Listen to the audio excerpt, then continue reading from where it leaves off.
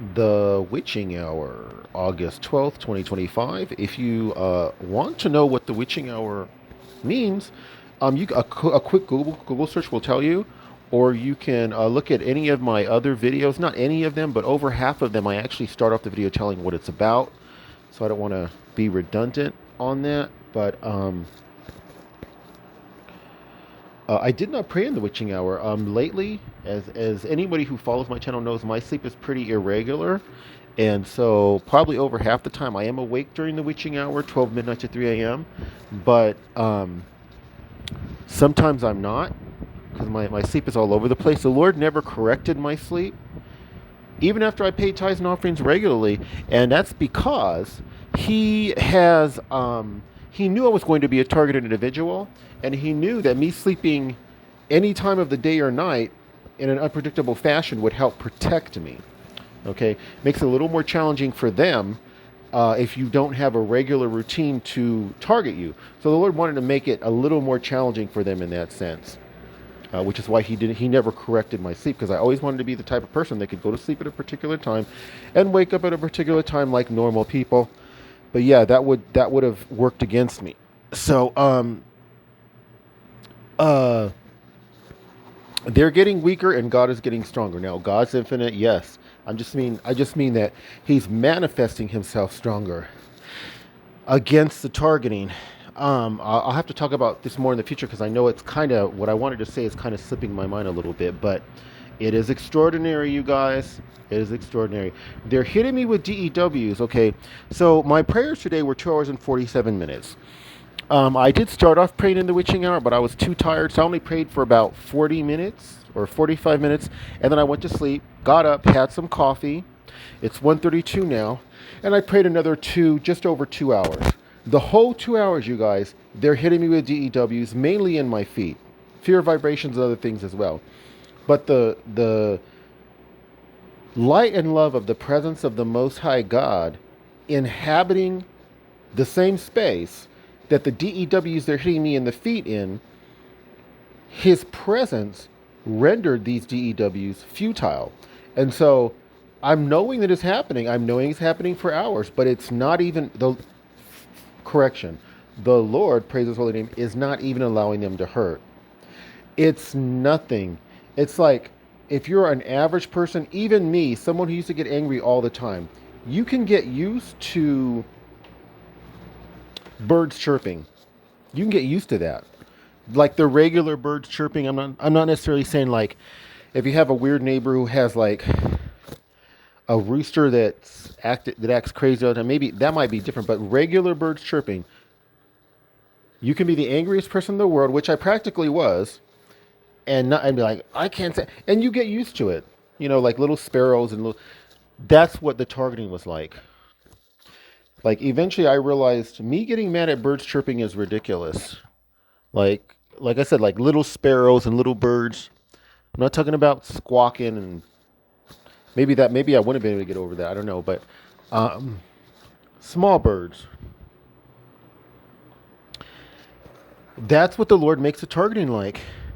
Before you know it, you almost don't even recognize it as targeting, is because He just doesn't let it have any effect on you. It's just, man, God is so awesome, you guys. The two things that I do that result in God working and manifesting His power and His glory on my behalf, which He makes me do, pray that He makes you do it.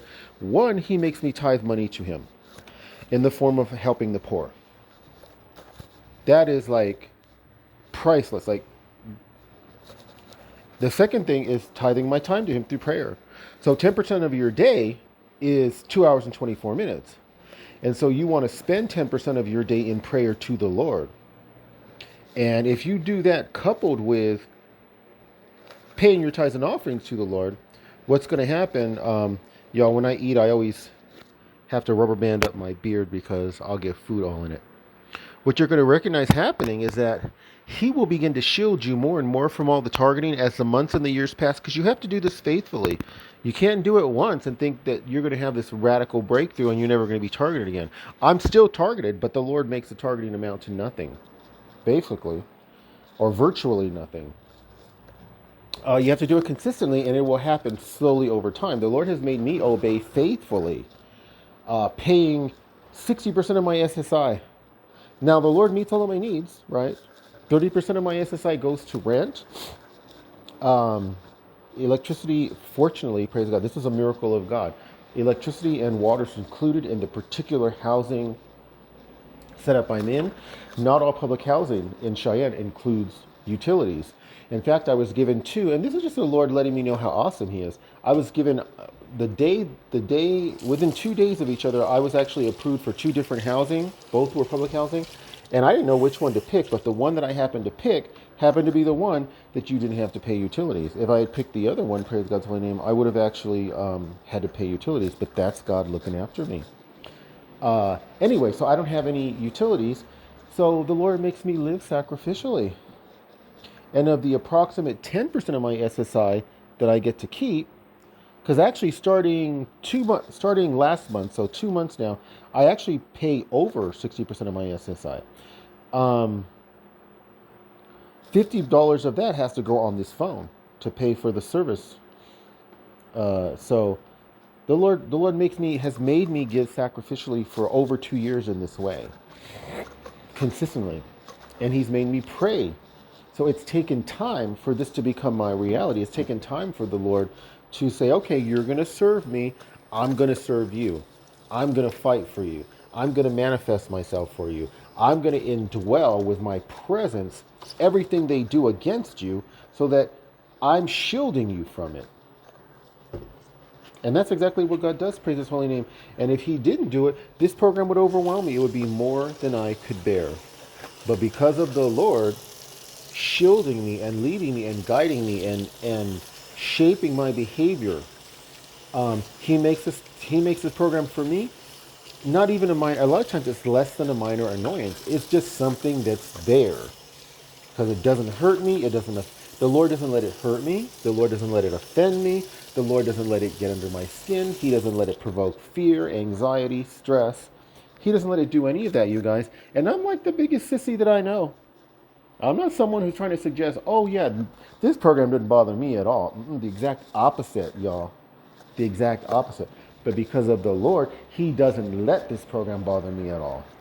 God has this for you guys. Tithe your money to Him. Start helping the poor. Make sure the money goes directly to the poor.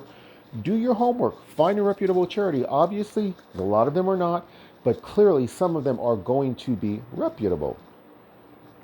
And if you do that, you will be blessed. You can also give directly to the homeless if you want. And with homeless folks as well, you will find some that will take advantage of you. So a lot of it is you getting to know them on a first name basis and getting to know that you can trust them, and you may actually be able to help them get off the street just with your moral support, financial support. Homeless people got to wipe their behind. They got basic responsibilities or needs that you have, that I have. They have them as well. So yeah. So I send out my love to all y'all beautiful morning NTIs. God bless.